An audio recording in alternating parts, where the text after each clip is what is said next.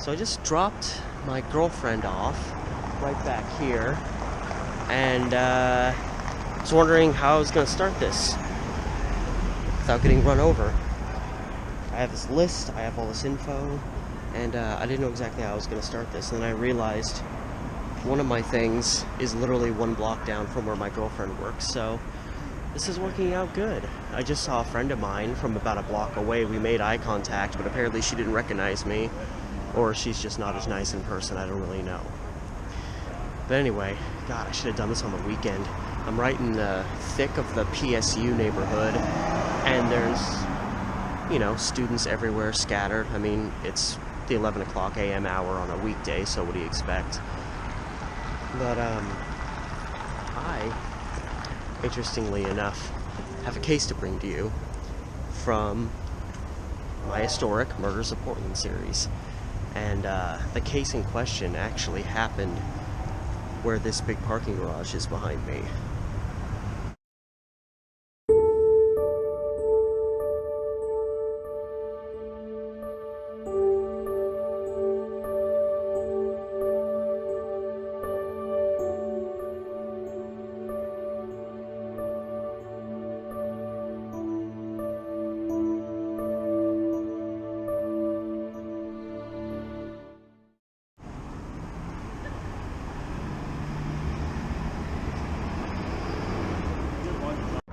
Alright, just backing myself into a corner here. This big old parking garage. I'm at the corner of Harrison and 6th, Southwest Harrison and 6th, where today this big parking structure stands, predominantly, I'm guessing, for students of Portland State University. I mean, the name of the college is slapped right on this thing. Granted, there's parking garages all over the place, but for my sake, I'm going back 115 years to June 1904? Yep, June 14th, 1904. So, way back then, long before anybody had even conceived of a Portland State University, much less a parking garage for the school, this was a lot more residential. We are in the thick of what was... We're kind of on the fringe of what was known as the South Auditorium neighborhood, and this was an area, I mean, a little bit more kind of south and east of here, where a lot of Portland's kind of newer buildings, stuff built in the last like 50, 60 years. This used to be scattered through here, a lot of rundown homes by the like 40s and 50s. Some people in this area were even living out of like train cars that they turned into homes. And a lot of this got completely wiped out as Portland's first push into urban renewal. So this used to be very residential. And of course now it's just the southern hub of downtown Portland, where Portland State University is today. And for the sake of my story, going back to 1904, there was a house located approximately at the corner of this intersection. It may have been a little bit this way, may have been a little bit this way. It has a Harrison Street address, so I'm guessing the front door was probably facing this way because Harrison is the crossing street here. But for whatever the case, whether the entry door was here or was around the corner here, this is where, and I have to look at it because it's a very, very Italian name. There was a family that went by the name of Guarascia, is how I'm pronouncing it. It's Guarascia. And I'm probably going to have to reference that every time I say the name. Guarascia. I can't think of another word that syncs up with. But anyway, the Guarascia family lived in a home roughly right here, kind of where this big wall is now, and the entryway into this parking structure. And the Guarascia family had a 16-year-old daughter named Freda Guarascia. And as was extremely common in Portland going back 100 plus years,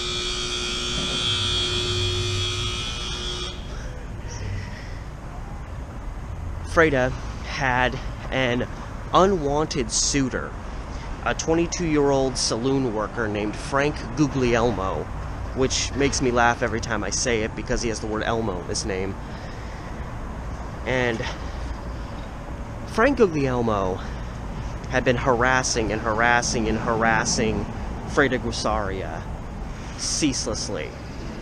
He wanted to marry her, and there's really no explanation as to how she personally felt, whether she really didn't like him or whether she was maybe passive about it, or maybe she did like him, but again, he was 22, she was 16. But whatever the case, it seems the primary reason his pursuits were rebuked was Freda's father, who literally showed up one day and gave him the works. So Frank Guglielmo worked at a saloon on Southwest 1st and Market Street, which is this intersection right here. So this is, don't know which corner he worked on, but this is the intersection it was at. And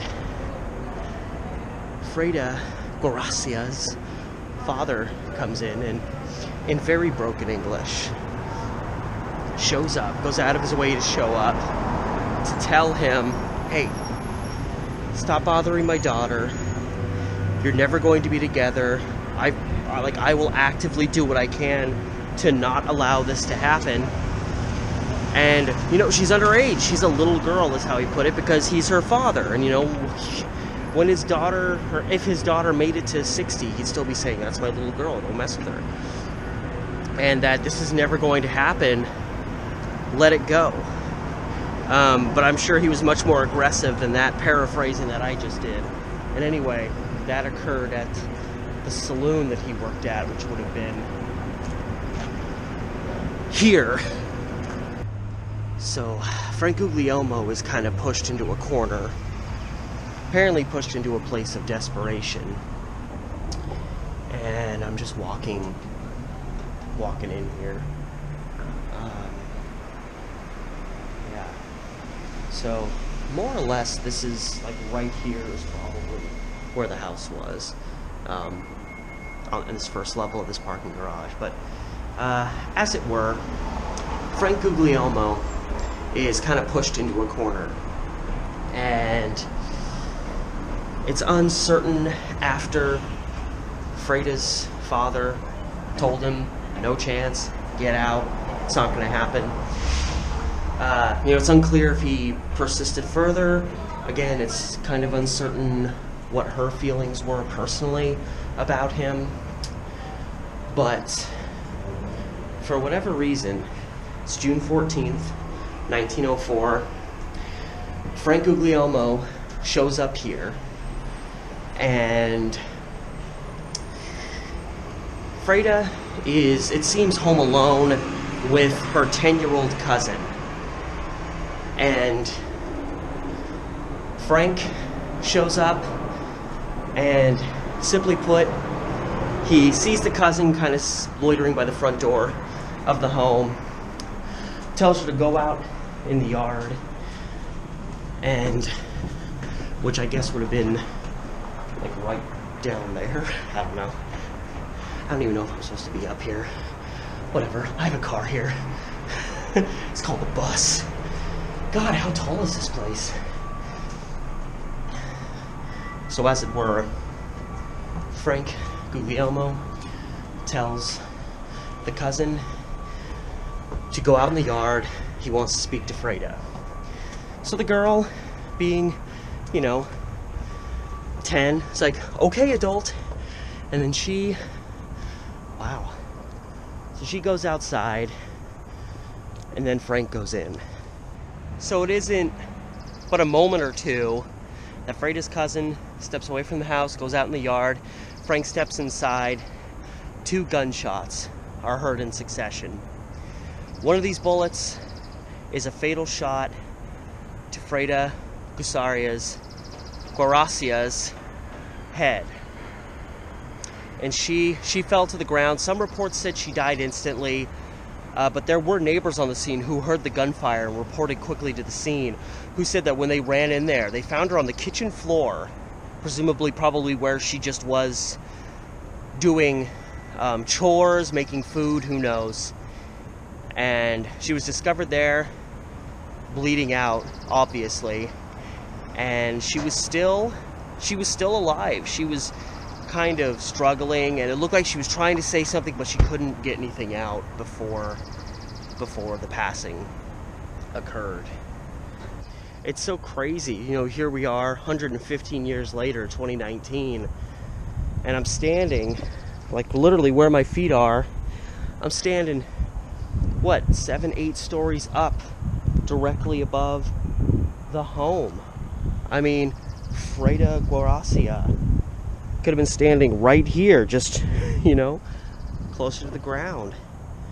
And, you know, that's the thing about history. You know, you can go to a place like LA, and every other building there's been 3 or 4 movies filmed there. Some famous person did this there. But places like Portland, it's a little harder to come by. You gotta do your research.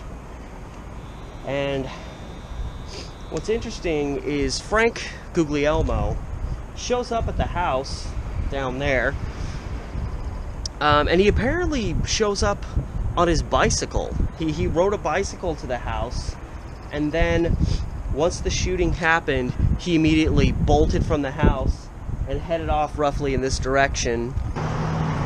So the parking garage would be roughly off in this direction where the Guarascia home was. So after the murder, Frank Guglielmo was seen returning here to the vicinity of First and Market, where the saloon was. People who worked there saw him, and since he worked there, they recognized him. He had his bicycle with him that he fled on, and he just came to gather a few odds and ends. Probably came to gather a little cash, because he was probably going to take off at some point, and hopped back on his bike and beelined it northbound. And I find it so insane that this guy was able, I know it's a long time ago, more primitive pursuit methods, but it's still astonishing to me that this guy was able to get all the way from the south part of what is now downtown Portland all the way up to Linton, presumably entirely on bicycle. I mean, his testosterone was probably pumping pretty good at that time, but he made it all the way up there without getting apprehended. Frank makes a mad dash up towards the Linton area, which is just way north off in this direction, kind of once you're a little ways past downtown Portland, and still kind of along the Willamette River, which kind of starts twirling inward a little bit more. So, you know, he ended up about, 10 miles north this way, where there was a farm that he tried to take refuge in. And it's really interesting. He gets to this farm, and I guess he's trying to figure out what he's going to do now. He just shot a woman. There's a, young 10-year-old girl who's witnessed him go in, hears the gunfire, and then hears him run away from the house. Like, this guy can't just loiter around town and think he's not going to get busted. And, of course, reports start going out, look out for this guy. And while he's up in the vicinity of this farm up towards Linton, the local postmaster, of all people, I don't even know if, I guess postmasters do exist still, but it's just such an interesting concept. The postmaster just happened to be in that area and saw him and pretty much chased him down, corralled him, and brought him in and held him till law enforcement showed up to take him in. So a very bizarre end to things in this case. By the end of June 1904, there's a very quick conviction of Frank Guglielmo. He went into somebody's house and killed her in cold blood just because she didn't like him. So it took only 30 minutes for the jury to reach a verdict, which was then put on appeal, because I'm sure there were efforts to argue that he'd been in a uncontrollable emotional state. There was some form of insanity he went through when he did it. But beyond that, what really do you have to go on? Do you have witnesses? you have a guy who has a motive, and it just seemed it got prolonged out until May 1905. So it took almost a year for this thing to finally get resolved, and he was ultimately convicted, as was the initial state of affairs, and he was sentenced to hang. He was hung in May. And you know, when you think about true insanity, how out of their minds people get, this guy who murders a man's daughter in cold blood, she's not even an adult yet, and before going to the gallows, you know, you have your last statement, your final word on life or whatever. And of course he just played it up like he was a victim. You know, why couldn't he just get what he wanted? He was wronged. You know, if I have to die, I'll accept it, but I'm not the bad guy here. Which unfortunately was a very common kind of perspective that these people had. I mean, think about normal people who aren't even mentally ill, and the lengths they'll go to try to convince themselves or convince the rest of the world that they have some love in their life, and that love is perfect and pure, and it's like the world wants it that way. And those are people that are perfectly normal, that just want something so bad that they'll compromise themselves to make it happen. But this guy was a step beyond that, beyond the fact that he decided to kill a woman that he claimed he loved. It's and especially, you know, you have men of the world, who are going to take offense to rejection. Men who think that women are secondary to them, and when you offer your hand, they accept, no questions asked. So these cases, and there was, alas, far too many of them, especially in the earlier days of Portland, you get these cases where people say, you know, I loved them too much, and I killed them because I didn't want any other man to have them. Well, if you love someone, you accept the fact that you don't have that decision. You don't get to make that choice for that person. So I don't really think these cases are out of love. These are people who can't get their way. It's selfishness to the point of insanity. And so the guy ended up getting hung for the crime he committed, and I don't have any sympathy for the guy. But one final thing that's really interesting is Frank Guglielmo was an Italian immigrant. Of course, Freda Guarascia's family, they were Italian immigrants too. But the king of Italy, literally the leader of Italy, contacted the state of Oregon and asked them to commute this guy's sentence, because he was sentenced the death penalty. He was gonna go. And the highest authority in Italy contacted us here and begged us to commute his sentence. I guess because Guglielmo was an Italian immigrant, and therefore they wanted to save him. And I'm like, well, you do realize, like, yeah, sure, fine, he's an Italian immigrant, but he also killed an Italian woman. I mean, it's not like it was somebody from another country and you can just claim, oh, well, you know what, whatever, they're those people. And it seems like the city of Oregon pretty much just gave Italy the state of Oregon pretty much just gave Italy the finger and said, no, he's hanging, all right? He killed a 16-year-old girl in cold blood, 100% intentional. He literally had it planned down to the point that he asked the little 10-year-old cousin to step outside so she wouldn't have to see what he was about to do. And maybe part of that was he didn't want her to be a witness, as though going out in the yard makes much of a difference compared to being 10 feet closer to where it all happened. So I thought that was a very interesting element, that the nation of Italy actually got involved in this case. And granted, it didn't really help at all. So anyway, guys, I hope you I mean, it's a hard story to enjoy, but I hope you're enjoying this series that I'm doing, because there's a lot of videos that I'm doing on this series, and it's always the hardest to try to do it in downtown Portland, because there's so many people. There's people staring at you, people talking to you, people wondering what you're doing. You're a guy walking around with a camera. But I'm making it work. And anyway, guys, till next time, you know the deal. Like, comment, subscribe, and hit up my Patreon if you want to help me out that way. And other than that, till next time, it's been Steve the Amateur Story with another episode of Historic Murders of Portland.